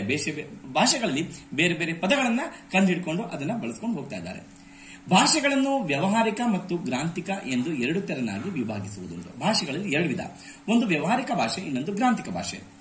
ನೋಡಿ ಹೇಳ್ತಾರೆ, ವ್ಯಾವಹಾರಿಕ ಭಾಷೆ ಎಂದರೆ ಜೀವದ್ ಭಾಷೆ. ಅದು ಜೀವದ್ ಭಾಷೆ ಅಂತ ಹೇಳಿದ್ರೆ ಜೀವನಕ್ಕೆ ಬಹಳ ಅಗತ್ಯವಿರುವ, ಜೀವನಕ್ಕೆ ಆಧಾರವಾಗಿರುವ, ನಮ್ಮ ದಿನಬಳಕೆಯಲ್ಲಿ ಬಳಸುವ, ನಮ್ಮ ಜೀವನಕ್ಕೆ ಬೇಕಾಗುವ ಅಂತಹ ಭಾಷೆ, ಅದು ವ್ಯಾವಹಾರಿಕ ಭಾಷೆ. ಅದರಲ್ಲಿ ಜನರು ಮಾತನಾಡುತ್ತಾರೆ. ಕೇವಲ ಏನ್ ಮಾತಾಡ್ತಾರೋ ಅದು ವ್ಯಾವಹಾರಿಕ ಭಾಷೆ. ವ್ಯವಹರಿಸುತ್ತಾರೆ. ಆ ಭಾಷೆಯ ಮೂಲಕ ತಮ್ಮ ಭಾವನೆಗಳನ್ನ, ವಿಚಾರಗಳನ್ನ ಹಂಚಿಕೊಳ್ತಾರೆ. ಉದಾಹರಣೆ ಅಂತ ಹೇಳಿದ್ರೆ ಕನ್ನಡ, ತಮಿಳು, ತೆಲುಗು, ತುಳು, ಮರಾಠಿ, ಉರ್ದು, ಇಂಗ್ಲಿಷ್ ಇದಕ್ಕೆ ಉದಾಹರಣೆ ಆಗಿವೆ. ಇನ್ನ ಗ್ರಾಂಥಿಕವೆಂದರೆ ಅಭಿವೃದ್ಧಿ ಹೊಂದಿ, ನೋಡಿ ಹೇಳ್ತಾರೆ, ಗ್ರಾಂಥಿಕವೆಂದರೆ ಅಭಿವೃದ್ಧಿ ಹೊಂದಿ ಗ್ರಂಥ ರಚನೆಯಲ್ಲಿ ಉಪಯೋಗವಾದ ಭಾಷೆ ಅಂತ ಅರ್ಥ. ಗ್ರಾಂಥಿಕ ಅಂತ ಹೇಳಿದ್ರೆ ಗ್ರಂಥ ರೂಪದಲ್ಲಿರಬೇಕು, ಅಂದ್ರೆ ಅರ್ಥ ಬರವಣಿಗೆಯಲ್ಲಿರಬೇಕು. ಅದು ಅಭಿವೃದ್ಧಿ ಹೊಂದಿ ಗ್ರಂಥ ರಚನೆಯಲ್ಲಿ ಅಂದ್ರೆ ಬರವಣಿಗೆಯಲ್ಲಿ ಅದನ್ನ ಬಳಸ್ತಾ ಇರಬೇಕು. ಅಂತಹ ಭಾಷೆಯನ್ನ ಗ್ರಾಂಥಿಕ ಭಾಷೆ ಅಂತ ಕರಿತೀವಿ. ಉದಾಹರಣೆ ಸಂಸ್ಕೃತ, ಕನ್ನಡ, ಇಂಗ್ಲಿಷ್, ಪಾಳಿ ಇತ್ಯಾದಿ ಈ ವರ್ಗಕ್ಕೆ ಉದಾಹರಣೆ ಆಗಿವೆ. ಇಲ್ಲಿ ಹೇಳ್ತಾರೆ ಎಲ್ಲಾ ವ್ಯಾವಹಾರಿಕ ಭಾಷೆಗಳು ಗ್ರಾಂಥಿಕವಾಗಬೇಕಿಲ್ಲ. ಏನೆಲ್ಲಾ ನಾವು ಬಳಕೆ ಮಾಡ್ತಾ ಹೋಗ್ತೀವಿ, ಮಾತಾಡ್ತಾ ಹೋಗ್ತೀವಿ, ಮಾತಾಡ್ಲಿಕ್ಕೆ ಬಳಸ್ತಕ್ಕಂತಹ ಭಾಷೆಗಳನ್ನ ವ್ಯಾವಹಾರಿಕ ಭಾಷೆ ಅಂತ ಕರಿತೀವಿ. ಅಂತಹ ವ್ಯಾವಹಾರಿಕ ಭಾಷೆಗಳು ಗ್ರಾಂಥಿಕವಾಗಬೇಕಿಲ್ಲ. ಅಂದ್ರೆ ಅರ್ಥ ಗ್ರಂಥ ರಚನೆಯಲ್ಲಿ ಇಲ್ಲ, ಅಂದ್ರೆ ಅರ್ಥ ಬರವಣಿಗೆಯಲ್ಲಿ ಇಲ್ಲ, ಅದಕ್ಕೆ ಲಿಪಿಗಳು ಇಲ್ಲ ಅಂತ ಅರ್ಥ. ತುಳು ಒಂದು ಸುಂದರ ವ್ಯಾವಹಾರಿಕ ಭಾಷೆ, ಆದರೆ ಅದು ಗ್ರಾಂಥಿಕ ಭಾಷೆಯಲ್ಲ. ನೋಡಿ, ತುಳು ಅಂತಕ್ಕಂಥದ್ದು ಒಂದು ಸುಂದರ ಭಾಷೆ ಅಂತ ಹೇಳಿದ್ರೆ ಮಾತಾಡ್ಲಿಕ್ಕೆ ಬಹಳ ಚಂದಿದೆ, ಆದರೆ ಅದಕ್ಕೆ ಅದು ಗ್ರಾಂಥಿಕ ಭಾಷೆಯಲ್ಲ, ಅದು ಬರವಣಿಗೆಯಲ್ಲಿ ಇನ್ನು ಬಂದಿಲ್ಲ ಅಂತ ಹೇಳ್ತಾರೆ. ಹಾಗೆಯೇ ಎಲ್ಲಾ ಗ್ರಾಂಥಿಕ ಭಾಷೆಗಳು ಇಂದು ವ್ಯಾವಹಾರಿಕವಾಗಿ ಇರುವುದಿಲ್ಲ. ನೋಡಿ, ಗ್ರಾಂಥಿಕ ಭಾಷೆ ನಾವೇನು ಬರೀಲಿಕ್ಕೆ ಉಪಯೋಗ ಮಾಡ್ತೀವಿ, ಆ ಭಾಷೆಗಳು ಇಂದು ವ್ಯಾವಹಾರಿಕವಾಗಿ ಇರುವುದಿಲ್ಲ. ಕೆಲವೊಂದು ಮಾತಾಡೋದಿಲ್ಲ. ಗ್ರಂಥ ರಚನೆಯಿದ್ದಾವೆ, ಬರಹ ರೂಪದಲ್ಲಿದ್ದಾವೆ, ಆದರೆ ಅದನ್ನು ಯಾರು ಮಾತಾಡೋದಿಲ್ಲ, ಯಾರು ಬಳಸೋದಿಲ್ಲ. ಅದಕ್ಕೆ ಉದಾಹರಣೆ ಕೊಡ್ತಾರೆ. ದೇವ ಭಾಷೆ ಎನ್ನಿಸಿಕೊಂಡ ಸಂಸ್ಕೃತ ಸರ್ವ ಸಂಪನ್ನತೆಯಿಂದ ಕೂಡಿದ ಗ್ರಾಂಥಿಕ ಭಾಷೆಯಾಗಿದೆ. ಇವತ್ತು ಸಂಸ್ಕೃತ ಅಂತಕ್ಕಂಥದ್ದು ದೈವ ಭಾಷೆ, ಅದು ದೇವ ಭಾಷೆ ಅಂತ ಕರಿತೀವಿ. ಅದು ಗ್ರಂಥ ರಚನೆ ಇದೆ, ಅದು ಗ್ರಾಂಥಿಕ ಭಾಷೆ. ಆದರೂ ಸಹ ಇಂದು ಯಾವುದೊಂದು ಅಥವಾ ಯಾವೊಂದು ಪ್ರದೇಶದಲ್ಲಿಯೂ ಅದು ವ್ಯಾವಹಾರಿಕ ಭಾಷೆಯಾಗಿಲ್ಲ. ನೋಡಿ, ಅದನ್ನ ವ್ಯಾವಹಾರಿಕವಾಗಿ ಬಳಸ್ತಾ ಇಲ್ಲ ಅಂತ ಹೇಳ್ತಾರೆ. ಉದಾಹರಣೆ ಲಂಬಾಣಿ ಭಾಷೆ ನಾವು ಮಾತಾಡ್ತೀವಿ, ಅದು ಗ್ರಾಂಥಿಕ ಭಾಷೆ ಅಲ್ಲ, ಕಾರಣ ಅದಕ್ಕೆ ಲಿಪಿ ಇಲ್ಲ. ಇನ್ ಕೆಲವರು ಪಟೇಗಾರರು ಅವರು ಮಾತಾಡ್ತಾರೆ, ಅದು ವ್ಯಾವಹಾರಿಕ ಭಾಷೆ, ಅದಕ್ಕೆ ಲಿಪಿ ಇಲ್ಲ. ಹೀಗೆ ಕೆಲವೊಂದು ಲಿಪಿ ಇರೋದಿಲ್ಲ, ವ್ಯಾವಹಾರಿಕ ಭಾಷೆಯಾಗಿ ಬಳಸಬಹುದು. ಇನ್ ಕೆಲವೊಂದು ನಾವು ಗ್ರಾಂಥಿಕ ಭಾಷೆ ಆಗಿರ್ತವೆ, ಅದನ್ನ ನಾವೇನ್ ಮಾಡ್ತೀವಿ, ಅದನ್ನ ವ್ಯಾವಹಾರಿಕವಾಗಿ ಬಳಸ್ತಾ ಇಲ್ಲ. ಅವ್ರು ಹೇಳ್ತಾರೆ ಇದು ಸಂಸ್ಕೃತ ಅಂತಕ್ಕಂಥ ಗ್ರಾಂಥಿಕ ಭಾಷೆ, ಆದರೆ ಅದನ್ನ ಯಾವ ಪ್ರದೇಶದಲ್ಲೂ ಸಹ ವ್ಯಾವಹಾರಿಕವಾಗಿ ಬಳಸ್ತಾ ಇಲ್ಲ. ನವಶಿಲಾಯುಗದ ಮಾನವ ಸಂಚಾರಿ ಜೀವನವನ್ನು ತ್ಯಜಿಸಿ ಒಂದೆಡೆ ಬೀಡು ಬಿಟ್ಟು ಆಸ್ತಿ, ಮನೆ, ಬದುಕು ಮೊದಲಾದ ಭಾವನೆಗಳನ್ನು ತಿಳಿಯುವುದಕ್ಕೆ ಎಂದು ಮೊದಲು ಮಾಡಿದನೋ ಅಂದು ಆತನಿಗೆ ಲೆಕ್ಕ ಬಿಡುವ ಅವಶ್ಯಕತೆ ಉಂಟಾಯಿತು. ಅಂದ್ರೆ ಹಾಗೆ ಭಾಷೆ ಬೆಳೀತಾ ಬಂತು ಅಂತಕ್ಕಂಥದ್ದನ್ನು ಹೇಳ್ತಾ ಹೋಗ್ತಾರೆ. ಮನುಷ್ಯ ಯಾವಾಗ ಸಂಚಾರಿ ಜೀವನವನ್ನು, ಅಂದ್ರೆ ಅರ್ಥ ಸಂಚಾರಿ ಅಂದ್ರೆ ಎಲ್ಲಾ ಕಡೆಗೂ ತಿರುಗಾಡ್ಕೊಂಡು ಏನ್ ಮಾಡ್ತಾ ಜೀವನವನ್ನ ಮಾಡ್ತಾ ಇದ್ದ. ಅದನ್ನ ಬಿಟ್ಟು ಏನ್ ಮಾಡ್ದ, ಒಂದ್ ಕಡೆ ನಿಲ್ಲಿಸ್ಲಿಕ್ಕೆ ಅವನು ಪ್ರಾರಂಭ ಮಾಡಿದ್ನೋ ಅವತ್ತಿನಿಂದ ಏನ್ ಮಾಡ್ದ, ಲೆಕ್ಕ ಇಡ್ಲಿಕ್ಕೆ ಪ್ರಾರಂಭ ಮಾಡ್ದ ಅಂತ ಹೇಳ್ತಾರೆ. ಇದೇ ಲಿಪಿಯ ಉಗಮದ ಕಾಲವೆನ್ನುವರು. ಇಲ್ಲಿಂದ ಲಿಪಿ ಅಂತಕ್ಕಂಥದ್ದು ಉಗಮ ಆಯಿತು, ಭಾಷೆಯ ಲಿಪಿ ಉಗಮ ಆಯಿತು ಅಂತ ಹೇಳ್ತಾರೆ. ಇದು ಸಹಜವೆಂಬುದನ್ನು ಪ್ರಸ್ತುತ ಉದಾಹರಣೆಯೊಂದರಿಂದ ಸಾಧಿಸಬಹುದು. ಇದು ಹೇಗೆ ನಾವು ಅದನ್ನು ಒಪ್ಕೊಳ್ಬಹುದು ಅಂತ ಹೇಳಿದ್ರೆ ಹೇಳ್ತಾರೆ. ಯಾವ ಓದು ಬರಹವಿಲ್ಲದ ಹಳ್ಳಿಯ ಕೆಲಸಗಾರನಾದರೂ ಸರಿಯೇ ತಾನು ದಿನ ಕೆಲಸಕ್ಕೆ ಹೋದ ಲೆಕ್ಕವನ್ನು ಗೋಡೆಯ ಮೇಲೆ ದಿನಂಪ್ರತಿ ಒಂದೊಂದು ಗೆರೆ ಎಳೆದು ಗುರುತಿಸಿ ಕೊನೆಯಲ್ಲಿ ಎಣಿಸಿ ಲೆಕ್ಕ ಹಾಕಿ ಸಂಬಳವನ್ನು ಪಡೆಯುತ್ತಾನೆ. ಯಾರಿಗೆ ಓದ್ಲಿಕ್ಕೆ ಬರಲ್ಲ, ಬರೀಲಿಕ್ಕೆ ಬರಲ್ಲ, ಅವನು ಅನಕ್ಷರಸ್ಥ ಇದ್ರೂ ಸಹ, ಅವನಿಗೆ ಭಾಷೆ ಬಗ್ಗೆ ಏನು ಗೊತ್ತೇ ಇಲ್ಲದಿದ್ರು ಸಹ ಅವನೇನ್ ಮಾಡ್ದ ಅಂತ ಅವನು ತಾನು ದಿನಗಳಿಗೆ ಹೋಗ್ತಾ ಇದ್ನಲ್ಲ ದಿನ ಕೆಲಸಕ್ಕೆ, ಏನ್ ಮಾಡ್ದ, ದಿನ ಗೋಡೆ ಮೇಲೆ ಒಂದೊಂದು ಗೆರೆ ಎಳ್ತಾ ಇದ್ದ. ಎಷ್ಟು ದಿನ ಹೋದೆ ಅಂತ ಲೆಕ್ಕ ಸಿಕ್ತಿತ್ತು. ಆ ಮೂಲಕ ಅವನ ಸಂಬಳವನ್ನ ಪಡೀಲಿಕ್ಕೆ ಪ್ರಾರಂಭ ಮಾಡ್ದ. ಹೀಗೆ ಅವನು ಭಾಷೆಯನ್ನ ಬಳಸ್ಕೊಳ್ತಾ ಹೋದ. ಹಾಲು ಮಾರುವವರು ಹೀಗೆಯೇ ಲೆಕ್ಕ ಬಿಡುವುದುಂಟು. ಒಂದ್ ಕಾಲದಲ್ಲಿ ಅವರು ಸಹ ಹೀಗೆ ಲೆಕ್ಕ ಇಡ್ತಾ ಇದ್ರು ಅಂತಕ್ಕಂಥದ್ದು. ಪ್ರಾಕ್ತನ ವಿಮರ್ಶಕ ಸುಮರ್ ನೈಲ್, ಕ್ರಿಟಗಿರಿ ಇತ್ಯಾದಿ ಪ್ರದೇಶಗಳಲ್ಲಿ ಉಪಲಬ್ಧವಾದ ಅಂದ್ರೆ ದೊರೆತಿರುವ ಅತ್ಯಂತ ಪುರಾತನ ಅವಶೇಷಗಳಲ್ಲಿ ವ್ಯಾಪಾರ ವ್ಯವಹಾರ ಲೆಕ್ಕಗಳಿಗೆ ಸಂಬಂಧಿಸಿದ ಈ ಬಗೆಯ ಲಿಪಿ ಸಾಕ್ಷ್ಯಗಳನ್ನು ಕಂಡುಹಿಡಿದಿದ್ದಾರೆ. ಅಲ್ಲಿ ಹೇಳ್ತಾರೆ, ಇವರೆಲ್ಲ ಏನ್ ಮಾಡ್ತಾರೆ, ವಿಮರ್ಶಕ ಸುಮಾರ್ ಅಂತಕ್ಕಂಥವನು ಈ ರೀತಿಯಾಗಿರ್ತಕ್ಕಂಥ ಉಪಲಬ್ಧವಾದ, ಹೀಗೆ ಬಳಸ್ತಾ ಇದ್ರು ಭಾಷೆಯನ್ನ, ತಮ್ಮ ಜೀವನದಲ್ಲಿ ಅಳವಡಿಸಿಕೊಳ್ತಾ ಇದ್ರು ಅನ್ನೋದನ್ನ ಈ ರೀತಿ ಸಾಕ್ಷ್ಯಗಳ ಮೂಲಕ ಕಂಡುಹಿಡಿದ್ದಾನೆ. ಇದೇ ಲಿಪಿಯ ಮೊದಲಿನ ಜಾಡು. ಹೀಗೆ ಜಾಡು ಅಂದ್ರೆ ದಾರಿ, ಹಾದಿ, ಹೀಗೆ ಲಿಪಿ ಹುಟ್ಕೊಳ್ಳಿಕ್ಕೆ ಇದೇ ಒಂದು ದಾರಿ ಆಯಿತು ಅಂತಕ್ಕಂಥದ್ದನ್ನ ಹೇಳ್ತಾ ಹೋಗ್ತಾರೆ. ಮುಂದೆ ಮಾನವನಿಗೆ ಬಿಡುವು ಹೆಚ್ಚಿದಂತೆ ಜೀವನದ ಸೌಕರ್ಯಗಳನ್ನು ವಿಶಿಷ್ಟ ಮೇಧಾಶಕ್ತಿಯಿಂದ ಅಭಿವೃದ್ಧಿಗೊಳಿಸುತ್ತಾ ಹೋದಂತೆ ತನ್ನ ಆಗು ಹೋಗುಗಳನ್ನು, ಸುಖ ದುಃಖಗಳನ್ನು ಕಾವ್ಯ ರೂಪಕ್ಕೆ ಇಳಿಸುವ ಮಾರ್ಗವನ್ನು ಕಂಡುಕೊಂಡಿರಬೇಕು. ಏನ್ ಮಾಡ್ದ, ಬರ್ತಾ ಬರ್ತಾ ಮನುಷ್ಯ ಭಾಷೆಯನ್ನ ಬಳಸ್ಕೊಳ್ಬೇಕು ಅಂತಕ್ಕಂಥ ಉದ್ದೇಶ ಇಟ್ಕೊಂಡು ತನ್ನ ಮೇಧಾಶಕ್ತಿಯಿಂದ, ತನ್ನ ವಿಶಿಷ್ಟ ಮೇಧಾಶಕ್ತಿಯಿಂದ ಅಭಿವೃದ್ಧಿಗೊಳಿಸ್ತಾ ಹೋದ, ಭಾಷೆಯನ್ನ ಬಳಸ್ಕೋತಾ ಹೋದ. ತನ್ನ ಆಗು ಹೋಗುಗಳನ್ನ, ತನ್ನ ಜೀವನದಲ್ಲಿ ಏನೆಲ್ಲಾ ನಡೀತಾ ಹೋತು, ಸುಖ ದುಃಖ ಘಟನೆಗಳನ್ನ ಕಾವ್ಯ ರೂಪಕ್ಕೆ, ಕವನಗಳ ಮೂಲಕ, ಪದ್ಯಗಳ ಮೂಲಕ, ಬರವಣಿಗೆಯ ಮೂಲಕ ಏನ್ ಮಾಡ್ದ, ಇಳಿಸ್ಲಿಕ್ಕೆ, ಬರೀಲಿಕ್ಕೆ ಪ್ರಾರಂಭ ಮಾಡ್ದ. ಹೀಗೆ ಸಾಹಿತ್ಯ ವಿವಿಧ ರೂಪದಲ್ಲಿ ಬೆಳೆದಿರಬೇಕು. ಹೀಗೆ ಸಾಹಿತ್ಯ ಆಗ್ತಕ್ಕಂಥದ್ದು ವಿವಿಧ ರೂಪದಲ್ಲಿ, ಅದು ವಚನ ಸಾಹಿತ್ಯ ಆಗಿರ್ಬೋದು, ದಾಸ ಸಾಹಿತ್ಯ ಆಗಿರ್ಬೋದು, ಜನಪದ ಸಾಹಿತ್ಯ ಆಗಿರ್ಬೋದು, ಹೀಗೆ ಸಾಹಿತ್ಯದ ವಿವಿಧ ರೂಪಗಳು ಬೆಳೀತಾ ಹೋದವು. ಲೆಕ್ಕಪತ್ರಗಳನ್ನಿಡಲು ಉಪಯುಕ್ತವಾದ ಮೂಲ ಲಿಪಿಯನ್ನು ಮತ್ತಷ್ಟು ಪರಿಷ್ಕರಿಸುತ್ತಾ ಅಂದ್ರೆ ಬದಲಾವಣೆಗೊಳಿಸುತ್ತಾ, ಅದನ್ನ ಪರಿವರ್ತನೆ ಮಾಡುತ್ತಾ, ತಿದ್ದುಕೊಳ್ತಾ, ತನ್ನ ತಪ್ಪುಗಳನ್ನ ಮತ್ತೆ ಸರಿಪಡಿಸ್ಕೊಳ್ತಾ ಅಂತ ಅರ್ಥ. ಇಲ್ಲಿ ಸುಂದರವಾದ ಸಾಹಿತ್ಯ ಕೃತಿಗಳನ್ನು ಬರೆದಿಡುವುದನ್ನು ಮಾನವ ಕಲಿತುಕೊಂಡ. ನೋಡಿ, ಬರೆದಿಡುವುದನ್ನು ಅವನ ಕಲಿತುಕೊಳ್ಳಲಿಕ್ಕೆ ಪ್ರಾರಂಭ ಮಾಡಿದ. ಆ ಲಿಪಿಯ ಮೂಲಕ ಪರಂಪರೆಯಿಂದ ಬಂದ ಎಷ್ಟೋ ವಿಷಯಗಳನ್ನು ಬರೆದಿಡಲು ಸಾಧ್ಯವಾಯಿತು. ನೋಡಿ, ಆ ಲಿಪಿಯ ಮೂಲಕ ತಾನು ಏನೆಲ್ಲಾ ಗೊತ್ತಿತ್ತೋ ಅನೇಕ ಪರಂಪರೆಯಿಂದ ಇತಿಹಾಸವನ್ನ, ಆಗು ಹೋಗುಗಳನ್ನ, ಎಲ್ಲ ಘಟನೆಗಳನ್ನ ಬರೆದಿಡ್ಲಿಕ್ಕೆ ಪ್ರಾರಂಭ ಮಾಡ್ದ. ಜ್ಞಾನ ಭಂಡಾರ ಭದ್ರವಾಯಿತು. ಅವನು ಬರಿತಾ ಎಲ್ಲವನ್ನೂ ಕೂಡಿಸ್ಕೊಂಡು ಭದ್ರವಾಯಿತು. ಜ್ಞಾನ ಭಂಡಾರ ಅಂತ ಹೇಳಿ ವಿಷಯಗಳು ಎಲ್ಲ ತಿಳಿತು, ಗೊತ್ತಾಯಿತು, ಎಲ್ಲ ವಿಷಯಗಳನ್ನು ತಿಳ್ಕೊಂಡ. ಸಂಸ್ಕೃತಿ ಇತಿಹಾಸ ಉಳಿಯಿತು. ಸಂಸ್ಕೃತಿ ಇತಿಹಾಸ ಅಂದ್ರೆ ಒಂದು ಭಾಷೆ ಅಥವಾ ಒಂದು ಜನಾಂಗ, ಆ ಜನಾಂಗ ಪ್ರದೇಶದಲ್ಲಿ ಯಾವ ರೀತಿಯ ಒಂದು ಜೀವನ ಮಾಡ್ತಾ ಇದ್ರು, ಅಲ್ಲಿಯ ಉಡುಗೆ ತೊಡುಗೆ ಏನು, ಆಹಾರ ಪದ್ಧತಿ ಏನು, ಹೀಗೆ ಸಂಸ್ಕೃತಿ ಇತಿಹಾಸ ಉಳಿಯಿತು.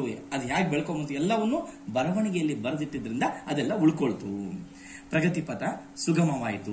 ಬೆಳವಣಿಗೆ ಪ್ರಾರಂಭವಾಯಿತು. ಮನುಷ್ಯನ ಜೀವನದಲ್ಲಿ ಬೆಳವಣಿಗೆ, ಬದಲಾವಣೆ ಪ್ರಾರಂಭವಾಯಿತು. ಪ್ರಗತಿ ಪಥ ಅಂದ್ರೆ ದಾರಿ, ಪ್ರಗತಿ ಅಂದ್ರೆ ಅಭಿವೃದ್ಧಿ. ಹೀಗೆ ತನ್ನ ಜೀವನದಲ್ಲಿ ಅಭಿವೃದ್ಧಿಯ ದಾರಿಯನ್ನ ಮನುಷ್ಯ ಕಂಡುಕೊಂಡು ಆ ಮೂಲಕ ಜೀವನ ಮಾಡಲಿಕ್ಕೆ ಪ್ರಾರಂಭ ಮಾಡ್ದ ಅಂತ ಹೇಳ್ತಾರೆ. ಕನ್ನಡಕ್ಕೆ ಬಹಳ ಪ್ರಾಚೀನ ಕಾಲದಿಂದಲೂ ಸಂಸ್ಕೃತದ ಪೋಷಣೆ ದೊರೆಯುತ್ತಾ ಬಂದಿದೆ. ವೈದಿಕ ಹಾಗೂ ಜೈನ ಧಾರ್ಮಿಕ ತತ್ವಗಳನ್ನು ಕನ್ನಡದಲ್ಲಿ ವಿವರಿಸಬೇಕೆಂಬ ಅಭಿಲಾಷೆಯಿಂದ ಅನೇಕ ಪಂಡಿತರು ಅಂತ ಹೇಳ್ತಾ ಹೋಗ್ತಾರೆ ಉತ್ತಮ ಕಾವ್ಯಗಳನ್ನು ರಚಿಸಿದ್ರು. ನಾ ಹೇಳಿದೆ ನಿಮಗೆ, ಒಂದು ನಿಮಿಷ ಇಲ್ಲಿ ಹೇಳ್ತಾರೆ. ಕನ್ನಡಕ್ಕೆ ಬಹಳ ಪ್ರಾಚೀನ ಕಾಲದಿಂದಲೂ ಸಂಸ್ಕೃತ ಪೋಷಣೆ ದೊರೆಯುತ್ತಾ ಬಂದಿದೆ ಅಂತ. ಕನ್ನಡ ಭಾಷೆ ಇವತ್ತು ಇಷ್ಟು ದೊಡ್ಡ ಭಾಷೆ ಆಗ್ಲಿಕ್ಕೆ, ಶ್ರೀಮಂತ ಭಾಷೆ ಆಗ್ಲಿಕ್ಕೆ ಪ್ರಮುಖವಾಗಿರ್ತಕ್ಕಂಥ ಕಾರಣ ಅಂತ ಹೇಳಿ ಸಂಸ್ಕೃತ ಭಾಷೆ. ಇವತ್ತು ಎಲ್ಲಾ ಭಾಷೆಗಳು ಸಹ ಇವತ್ತು ಇಷ್ಟು ಶ್ರೀಮಂತವಾಗಿವೆ ಅಂದ್ರೆ ಕಾರಣ ಸಂಸ್ಕೃತ ಭಾಷೆಯಿಂದ ಅನೇಕ ಪದಗಳನ್ನ ನಾವು ಎರವಲು ಪಡ್ಕೊಂಡಿದ್ದೀವಿ. ಸಂಸ್ಕೃತ ಭಾಷೆಯಿಂದ ಅನೇಕ ಪದಗಳನ್ನ ಬೆಳವಣಿಗೆ ನಾವು ಬಳಸ್ಕೊಂಡಿದ್ರಿಂದ ಇವತ್ತು ಕನ್ನಡ ಭಾಷೆ ಶ್ರೀಮಂತವಾಗಿದೆ. ಸ್ವಲ್ಪ ಅದನ್ನ ಬದಲಾವಣೆ ಮಾಡ್ಕೊಂಡಿದ್ವಿ. ಅದು ಹೇಗಿದೆ ಹಾಗೆ ತಗೊಳ್ಳಿಲ್ಲ, ಅದನ್ನ ಸ್ವಲ್ಪ ಏನ್ ಮಾಡಿದ್ರೆ ನಮ್ಮ ಅನುಕೂಲಕ್ಕೆ ಅದನ್ನ ಬಳಸ್ಕೊಂಡು ಅದನ್ನ ಭಾಷೆನ ಬೆಳವಣಿಗೆ ಮಾಡ್ತಾ ಹೋದೆ. ಆದ್ದರಿಂದ ಇವತ್ತು ಕನ್ನಡ ಭಾಷೆ ಶ್ರೀಮಂತವಾಗಿದೆ. ಆದ್ದರಿಂದ ಹೇಳ್ತಾರೆ, ಪ್ರಾಚೀನ ಕಾಲದಿಂದಲೂ ಸಂಸ್ಕೃತ ಪೋಷಣೆ ದೊರೆಯುತ್ತಾ ಬಂದಿದೆ. ಇವತ್ತು ಕನ್ನಡ ಇಷ್ಟು ಬೆಳವಣಿಗೆ ಆಗ್ಬೇಕಂದ್ರೆ ಕಾರಣ ಸಂಸ್ಕೃತ ಭಾಷೆ. ವೈದಿಕ ಹಾಗೂ ಜೈನ ಧಾರ್ಮಿಕ ತತ್ವಗಳನ್ನು, ವೈದಿಕ ಧರ್ಮ ಮತ್ತು ಜೈನ ಧರ್ಮ ಈ ತತ್ವಗಳನ್ನ ಕನ್ನಡದಲ್ಲಿ ವಿವರಿಸಬೇಕು ಅಂತ ಏನ್ ಮಾಡಿದ್ರು, ಆ ಅಭಿಲಾಷೆ ಇಟ್ಕೊಂಡು, ಆ ಆಸೆ ಇಟ್ಕೊಂಡು ಅನೇಕ ಪಂಡಿತರು, ಅನೇಕ ಕವಿಗಳಾಗಿರ್ಬೋದು, ಪಂಡಿತರಾಗಿರ್ಬೋದು ಉತ್ತಮ ಕಾವ್ಯಗಳನ್ನ ರಚನೆ ಮಾಡಿದಂತೆ ಹೇಳ್ತಾರೆ. ಉತ್ತಮ ಕಾವ್ಯಗಳನ್ನ ರಚಿಸಿದ್ರು, ಕನ್ನಡಕ್ಕೆ ಅದನ್ನ ತರ್ಜುಮೆ ಮಾಡಿದ್ರು. ಆದರೆ ಅವರಲ್ಲಿ ಅನೇಕರು ಕನ್ನಡವನ್ನ ಸಂಸ್ಕೃತಮಯವನ್ನಾಗಿ ಮಾಡಿದ್ರು. ಇಡೀ ಕನ್ನಡ ನೋಡಿ ಸ್ವಲ್ಪ ಬಳಸ್ಕೊಳ್ಳಿಕ್ ಹೋದ್ರು, ಸ್ವಲ್ಪ ಸಂಸ್ಕೃತ ಪದಗಳನ್ನ ಬಳಕೆ ಮಾಡ್ಕೊಂಡು ಬರೆಯೋಣ, ಕಾವ್ಯವನ್ನು ರಚನೆ ಮಾಡೋಣ ಅಂತ ಅಂದ್ಕೊಂಡವರು ಇಡೀ ಕನ್ನಡ ಬಿಟ್ಟು ಪೂರ್ತಿ ಸಂಸ್ಕೃತನೇ ಬರೆದ್ಬಿಟ್ರು. ಇಲ್ಲಿ 100ಕ್ಕೆ 75 ಭಾಗ ಸಂಸ್ಕೃತ, 25 ಭಾಗ ಕನ್ನಡ ಆಗ್ಬಿಡ್ತು. ಸ್ವಲ್ಪ ಬಳಸ್ಕೊಳ್ಳಿಕ್ ಹೋದವರು ಎಲ್ಲಾ ಸಂಸ್ಕೃತಮಯವನ್ನಾಗಿ ಮಾಡ್ಬಿಟ್ರು, ಜಾಸ್ತಿ ಸಂಸ್ಕೃತ ಪದಗಳನ್ನ ಬಳಸ್ಕೊಂಡ್ಬಿಟ್ರು. ಕನ್ನಡ ಮಾತ್ರ ತಿಳಿದವರಿಗೆ ಅವರ ರಚನೆ ಕಬ್ಬಿಣದ ಕಡಲೆಯೇ ಆಯಿತು.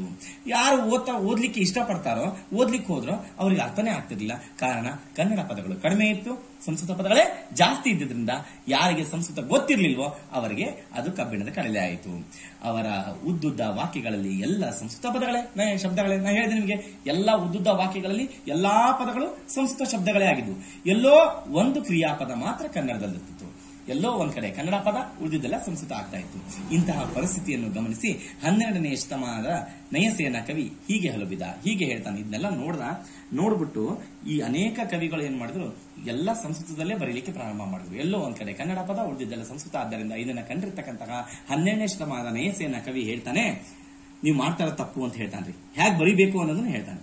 ಸಕ್ಕದಮಂ ಪೇಳ್ಬಡೆ ನೆರೆ ಸಕ್ಕದಮಂ ಪೇಳ್ಗೆ, ಶುದ್ಧ ಕನ್ನಡದೊಳ್ ತಂದಿಕ್ಕುವುದೇ ಸಕ್ಕದಂಗಳ್, ತಕ್ಕುದೇ ಬೆರಸಲ್ಕೆ ಬೃತುಮಮಂ ತೈಲಮಮಂ ಅಂತಾನ್ರಿ. ಏನೇ ಅರ್ಥ ಇದು? ಸಕ್ಕದಮಂ ಪೇಳ್ಬಡೆ ನೆರೆ ಸಕ್ಕದಮಂ ಪೇಳ್ಗೆ. ಸಂಸ್ಕೃತದಲ್ಲಿ ಹೇಳುವುದಾದರೆ ನೇರವಾಗಿ ಸಂಸ್ಕೃತದಲ್ಲಿಯೇ ಹೇಳಿ. ಸಂಸ್ಕೃತದಲ್ಲಿ ಹೇಳುವುದಾದ್ರೆ, ಬರೆಯೋದಾದ್ರೆ ಸಂಸ್ಕೃತ ಪದಗಳನ್ನೇ ಪೂರ್ತಿ ಬಳಕೆ ಮಾಡಿ. ಶುದ್ಧ ಕನ್ನಡದೊಳ್ ತಂದಿಕ್ಕುವುದೇ ಸಕ್ಕದಂಗಳ್, ಶುದ್ಧವಾದ ಪವಿತ್ರವಾದ ಕನ್ನಡದ ಭಾಷೆಯಲ್ಲಿ ತಂದಿಕ್ಕುವುದೇ ಸಕ್ಕದಂಗಳ್. ಈ ತರ ತರೋದು, ಸಂಸ್ಕೃತ ಪದಗಳನ್ನು ಬಳಕೆ ಮಾಡುವುದು ತಪ್ಪು, ಅದು ಸರಿಯಲ್ಲ. ಸಂಸ್ಕೃತದಲ್ಲಿ ಹೇಳುವುದಾದರೆ ನೇರವಾಗಿ ಸಂಸ್ಕೃತದಲ್ಲಿ ಹೇಳಿ. ಶುದ್ಧ ಕನ್ನಡದಲ್ಲಿ ಇರ್ತಕ್ಕಂತಹ ಕನ್ನಡದಲ್ಲಿ ನೀವು ಕನ್ನಡ ಕಾವ್ಯಗಳಲ್ಲಿ ಏನ್ ಮಾಡಬಾರ್ದು, ಸಂಸ್ಕೃತ ಪದಗಳನ್ನು ತರಬಾರ್ದು.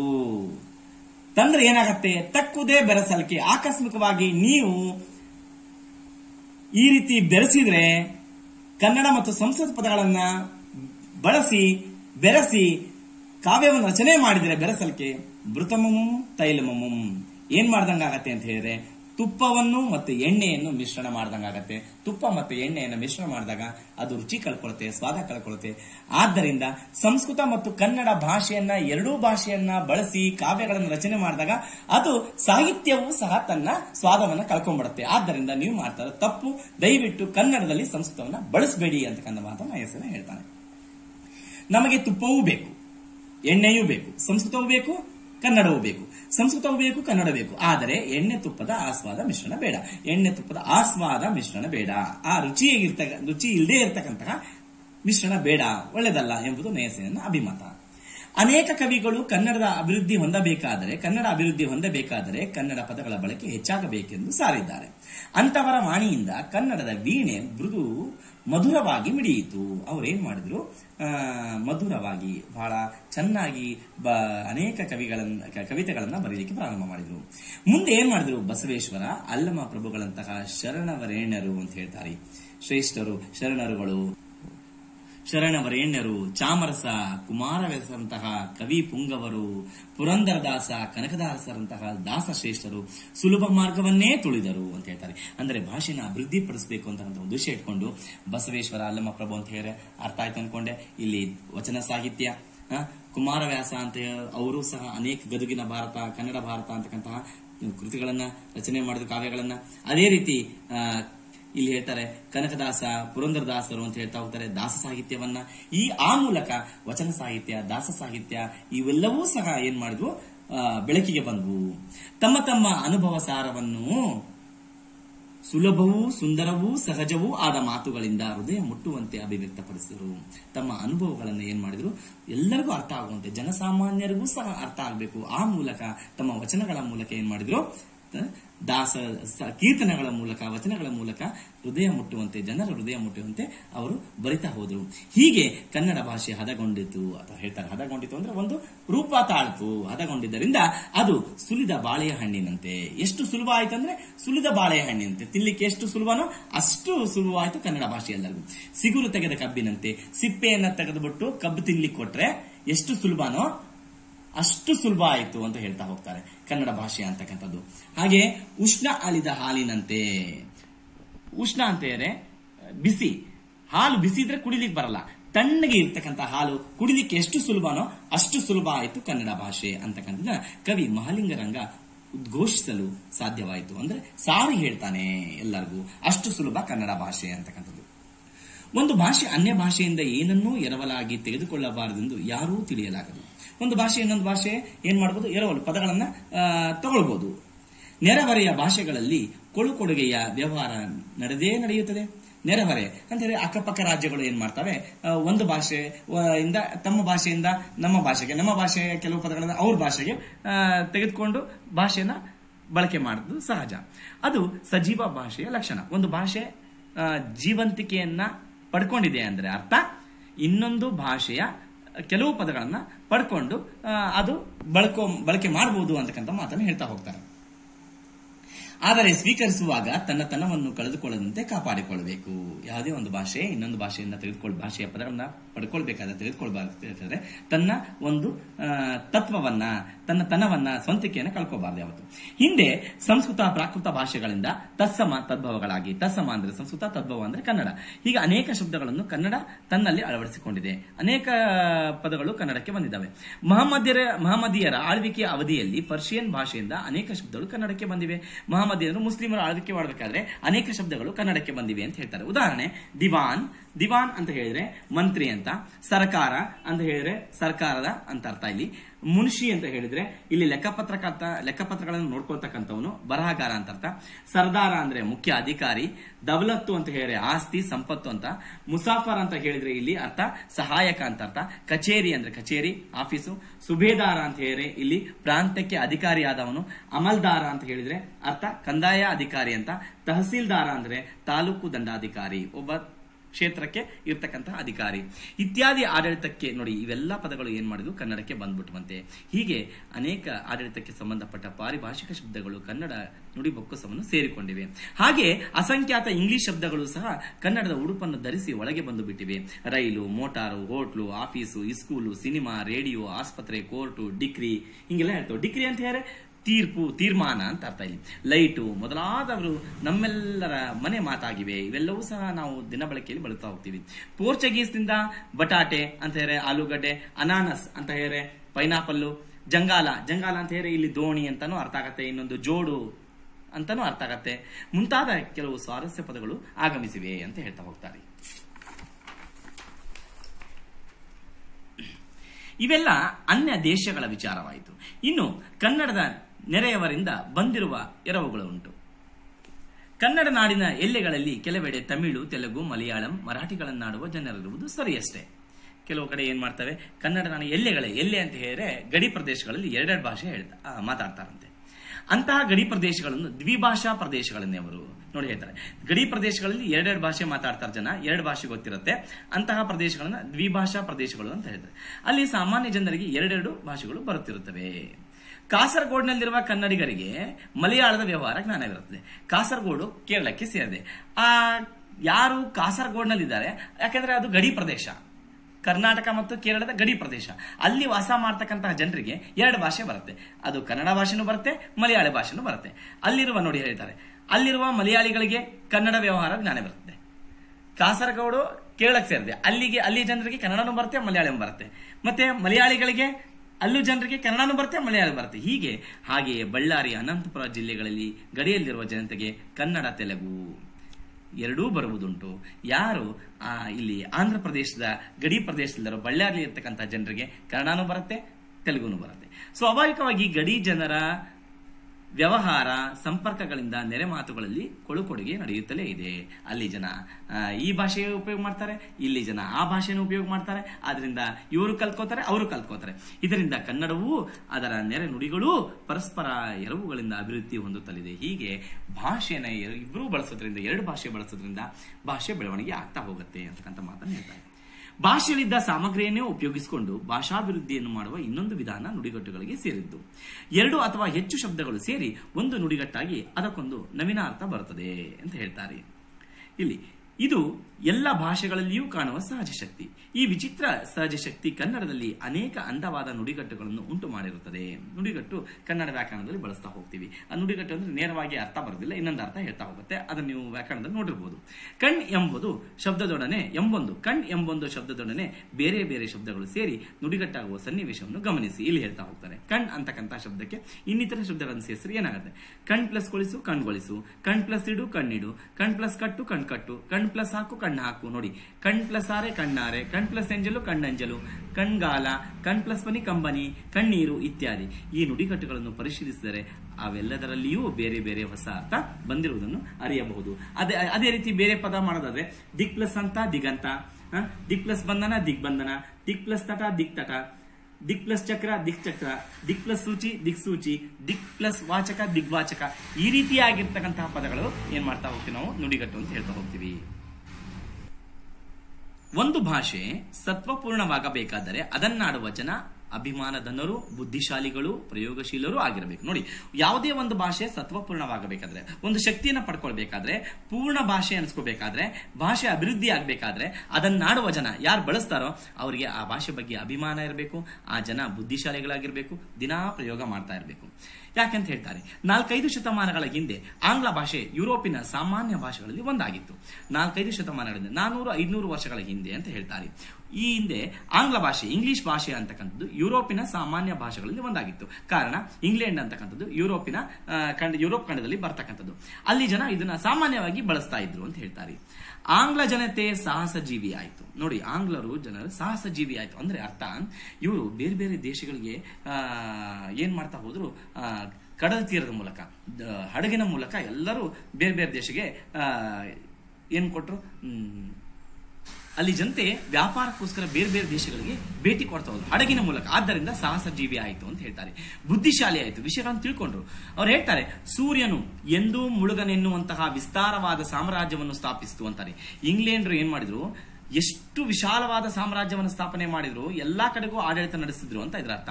ಸೂರ್ಯನು ಎಂದೂ ಮುಳುಗನೆನ್ನುವಂತಹ, ಸೂರ್ಯ ಮುಳುಗಲಿಕ್ಕೆ ಸಾಧ್ಯ ಇಲ್ಲ. ಕಾರಣ ಸೂರ್ಯ ಒಂದ್ ಕಡೆ ಮುಳುಗಿದ್ರೆ ಇನ್ನೊಂದು ದೇಶದಲ್ಲಿ ಹುಟ್ಟಿರ್ತಾನೆ.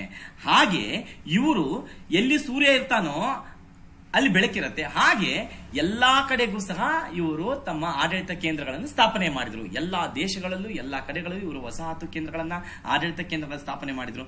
ಸೂರ್ಯ ಹೇಗೆ ಮುಳುಗ್ಲಿಕ್ಕೆ ಸಾಧ್ಯನೇ ಇಲ್ವೋ ಹಾಗೆ ಇವರು ಸಹ ಎಲ್ಲಾ ಕಡೆಗಳಲ್ಲೂ ಆಡಳಿತ ಕೇಂದ್ರಗಳನ್ನು ಸ್ಥಾಪನೆ ಮಾಡಿದ್ರು ಅಂತ ಅರ್ಥ. ಇಲ್ಲಿ ದೇಶ ವಿದೇಶಗಳ ಭಾಷೆ ಹಾಗೂ ಸಾಹಿತ್ಯ ಸಂಸ್ಕೃತಿಯನ್ನು ಆಂಗ್ಲ ಪಂಡಿತರು ಮುಕ್ತ ಮನಸ್ಸಿನಿಂದ ಅಭ್ಯಸಿಸಿದರು. ನೋಡಿ, ದೇಶ ವಿದೇಶಗಳ ಭಾಷೆ ಹಾಗೂ ಸಾಹಿತ್ಯ ಸಂಸ್ಕೃತಿಯನ್ನು ಎಲ್ಲ ಕಡೆ ಹೋದ್ರ ಆ ಎಲ್ಲಾ ಭಾಷೆಗಳ ಆಂಗ್ಲ ಪಂಡಿತರು ಮುಕ್ತ ಮನಸ್ಸಿಂದ ಎಲ್ಲ ಭಾಷೆಗಳ ಬಗ್ಗೆ ತಿಳ್ಕೊತಾ ಹೋದ್ರು.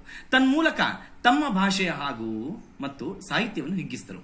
ಎಲ್ಲೆಲ್ಲಿ ಅವರು ಯಾವ ದೇಶಕ್ಕೆ ಹೋಗ್ತಾ ಹೋದ್ರೋ ಆ ದೇಶದಲ್ಲಿ ತಾವು ತಮ್ಮ ಇಂಗ್ಲಿಷ್ ಭಾಷೆಯನ್ನ, ತಮ್ಮ ಭಾಷೆಯನ್ನ, ಸಾಹಿತ್ಯವನ್ನ ಪ್ರಚಾರ ಮಾಡ್ತಾ ಹೋದ್ರು, ಅರಳಿಸಿದರು. ಎಲ್ಲಾ ಕಡೆಗೂ ಅದನ್ನ ಅಭಿವೃದ್ಧಿ ಪಡಿಸ್ತಾ ಹೋದ್ರು, ತಿಳಿಸ್ತಾ ಹೋದ್ರು, ಪ್ರಚಾರ ಮಾಡ್ತಾ ಹೋದ್ರು.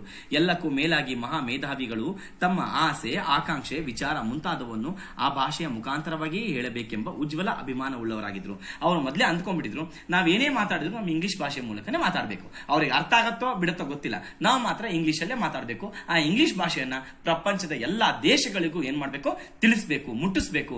ಅಲ್ಲಿ ಅದನ್ನ ಕೃಷಿ ಮಾಡಬೇಕು, ಅದನ್ನ ಬಿತ್ತಬೇಕು ಅಂತಕ್ಕಂಥ ಉದ್ದೇಶ ಇಟ್ಕೊಂಡೆ ಅವ್ರು ಏನ್ ಮಾಡಿದ್ರು, ಬೇರೆ ಭಾಷೆ ಬಂದ್ರೂ ಸಹ ಅವ್ರು ತಮ್ಮ ಭಾಷೆನ ಬಿಟ್ಕೊಡ್ತಿರ್ಲಿಲ್ಲ. ಆಂಗ್ಲ ವಿಜ್ಞಾನಿಗಳಾಗಿರ್ಬೋದು, ರಾಜಕಾರಣಿಗಳಾಗಿರ್ಬೋದು, ಅರ್ಥಶಾಸ್ತ್ರಜ್ಞರು, ಹೀಗೆ ಎಲ್ಲರೂ ತಮ್ಮ ಭಾಷೆಯನ್ನೇ ಬಳಸಿದರ ಪರಿಣಾಮವಾಗಿ, ಎಲ್ಲರೂ ತಮ್ಮ ಭಾಷೆ ಅಂತಾರೆ ಇಂಗ್ಲಿಷ್ ಭಾಷೆಯನ್ನೇ ಬಳಸಿದರ ಪರಿಣಾಮವಾಗಿ ಇವತ್ತು ಆ ಭಾಷೆ ಅಂದ್ರೆ ಇಂಗ್ಲಿಷ್ ಭಾಷೆ ಬೆಳೆದು ಇಂದು ಪ್ರಪಂಚದ ದೊಡ್ಡ ಭಾಷೆಗಳಲ್ಲಿ ಒಂದಾಗಿದೆ. ಯುರೋಪಿನ ಒಂದು ಸಾಮಾನ್ಯ ಒಂದು ಭಾಷೆಯಾಗಿರ್ತಕ್ಕಂಥ ಭಾಷೆ ಇವತ್ತು ಯುರೋಪ್ ಖಂಡದಲ್ಲಿ ಕೆಲವು ದೇಶಗಳು ಬಳಸ್ತಾ ಇದ್ರ ಒಂದು ಸಾಮಾನ್ಯ ಭಾಷೆ ಇಂಗ್ಲಿಷ್ ಭಾಷೆ ಇವತ್ತು ಪ್ರಪಂಚದ ದೊಡ್ಡ ಭಾಷೆ ಆಗ್ಲಿಕ್ಕೆ ಕಾರಣ ಅಲ್ಲಿಯ ಜನರು ಎಲ್ಲೆಲ್ಲಿ ಹೋದ್ರು ಅಲ್ಲಿ ಬಿತ್ತಾ ಹೋದ್ರು, ಬಳಸ್ತಾ ಹೋದ್ರು. ಇದಕ್ಕೆಲ್ಲ ಆಂಗ್ಲ ಜನರ ಸಂಕಲ್ಪ ಅಂದ್ರೆ ದೃಢ ನಿರ್ಧಾರ. ಇದನ್ನ ನಾವು ಬಳಸಲೇಬೇಕು, ಬಿತ್ತಲೇಬೇಕು ಅಂತಕ್ಕಂಥ ಉದ್ದೇಶ, ಮತ್ತೆ ಕೃಷಿಯನ್ನ ಬಿತ್ತೋದು ಕಾರಣವೆಂದು ಬೇರೆ ಹೇಳಬೇಕಾಗಿಲ್ಲ. ನಿಜವಾಗ್ಲೂ ಅಂತಹ ಅಭಿಮಾನ ಇರಬೇಕು ಅಂತಕ್ಕಂಥ ಮಾತನ್ನು ಹೇಳ್ತಾರೆ. ಸೊ ಭಾಷೆಯನ್ನು ಪ್ರೀತಿಸಬೇಕು, ನಮ್ಮ ಸ್ವಂತ ಭಾಷೆಯನ್ನ ಪ್ರೀತಿಸಬೇಕು, ಗೌರವಿಸಬೇಕು, ಬೆಳೆಸಬೇಕು ಎಂದರೆ ಅವ್ರು ಹೇಳ್ತಾರೆ ಅನ್ಯ ಭಾಷೆಗಳನ್ನು ತಿರಸ್ಕರಿಸಬೇಕು ಎಂದು ಅರ್ಥವಲ್ಲ. ನಮ್ಮ ಭಾಷೆಯನ್ನು ಪ್ರೀತಿಸಬೇಕು, ಬೆಳೆಸಬೇಕು ಅಂತ ಉದ್ದೇಶ ಇಟ್ಕೊಂಡು ನಾವು ಅದರ ಅರ್ಥ ಬೇರೆ ಭಾಷೆಗಳನ್ನು ತಿರಸ್ಕಾರ ಮಾಡಬೇಕು ಅಂತಲ್ಲ. ಇದೆ ಭಾಷೆಗಳಲ್ಲಿ ಮೇಲು ಕೀಳು ಎಂಬುದಿಲ್ಲ. ಭಾಷೆ ಮೇಲು ಕೀಳು ಎಲ್ಲಾ ಭಾಷೆಗಳು ಅವಶ್ಯಕ. ಯಾಕಂದ್ರೆ ಸಂದರ್ಭ ಮತ್ತೆ ನಮಗೆ ಕೆಲವೊಂದು ಜಾಗಕ್ಕೆ ಹೋಗ್ಬೇಕಾಗತ್ತೆ, ರಾಜ್ಯಗಳಿಗೆ ಹೋಗ್ಬೇಕಾಗತ್ತೆ, ದೇಶಗಳಿಗೆ ಹೋಗ್ಬೇಕಾಗತ್ತೆ. ಆ ಒಂದು ಸಮಯದಲ್ಲಿ ಅಂತ ಭಾಷೆ ನಮಗೆ ಅವಶ್ಯಕವಾಗತ್ತೆ. ಆದ್ದರಿಂದ ಭಾಷೆಗಳಲ್ಲಿ ಮೇಲು ಕೀಳು ಎಂಬುದಿಲ್ಲ. 4 ಜನ ಮಾತನಾಡುತ್ತಿದ್ದ ಭಾಷೆಗೂ 40 ಲಕ್ಷ ಜನ ಮಾತನಾಡುತ್ತಿದ್ದ ಭಾಷೆಗೂ ಸತ್ಯ ದೃಷ್ಟಿಯಿಂದ ಅಂತರವೇ ಇಲ್ಲ, ಯಾವುದೇ ವ್ಯತ್ಯಾಸ ಇಲ್ಲ. 4 ಜನ ಮಾತಾಡಿದ್ರು ಅದೇ ಭಾಷೆ, 40 ಲಕ್ಷ ಜನ ಮಾತಾಡಿದ್ರು ಅದೇ ಭಾಷೆ. ಎಲ್ಲ ಭಾಷೆಗಳು ಅಷ್ಟೇ. ಒಬ್ಬ ತಾಯಿಯ ಗಾನದ ಶ್ರುತಿಯಂತೆ ಎಲ್ಲಕ್ಕೂ ಅಷ್ಟೇ ಸ್ಥಾನವಿದೆ. ತಾಯಿಯ ಗಾನ ಶ್ರುತಿಯಂತೆ ತಾಯಿಯ ತಾಯಿಗೆ ಎಲ್ಲಾ ಮಕ್ಕಳು ಹೇಗೆ ಪ್ರೀತಿನೋ ಹಾಗೆ ಎಲ್ಲಾ ಭಾಷೆಗಳು ಒಂದೇ ಅಂತಕ್ಕಂಥ ಮಾತನ್ನ ಇಲ್ಲಿ ಹೇಳ್ತಾರೆ. ಇದನ್ನರಿತು ಭಾರತೀಯರಾದ ನಾವು ನೆರೆಹೊರೆಯ ಭಾಷೆಗಳನ್ನು ದ್ವೇಷಿಸದೆ, ಅದು ರಾಜ್ಯದ ಭಾಷೆ ಆಗಿರ್ಬೋದು, ದೇಶದ ಭಾಷೆ ಆಗಿರ್ಬೋದು, ಅದನ್ನು ದ್ವೇಷ ಮಾಡದೇನೆ ಅದನ್ನೇನ್ ಮಾಡಬೇಕು, ಅದನ್ನು ಪ್ರೀತಿಸಬೇಕು. ನಮ್ಮ ಭಾಷೆಗಳನ್ನು ಗೌರವಿಸಬೇಕು. ಪ್ರೀತಿಸಿ ಅಭಿವೃದ್ಧಿಗೊಳಿಸಿದರೆ ದೇಶದ ಸಂಸ್ಕೃತಿ ಮುಂದುವರಿಯುತ್ತದೆ. ಯಾವುದರ ಮೂಲಕ? ಭಾಷೆಯ ಮೂಲಕ ದೇಶದ, ರಾಜ್ಯದ ಸಂಸ್ಕೃತಿ ಮುಂದುವರಿಯಲಿಕ್ಕೆ, ಅರ್ಥ ಮಾಡ್ಕೊಳ್ಳಿಕ್ಕೆ ಸಾಧ್ಯ ಅಂತಕ್ಕಂಥ ಮಾತನ್ನ ಮರಿಯಪ್ಪ ಭಟ್ರು ಹೇಳ್ತಾರೆ. ನಮಸ್ಕಾರ.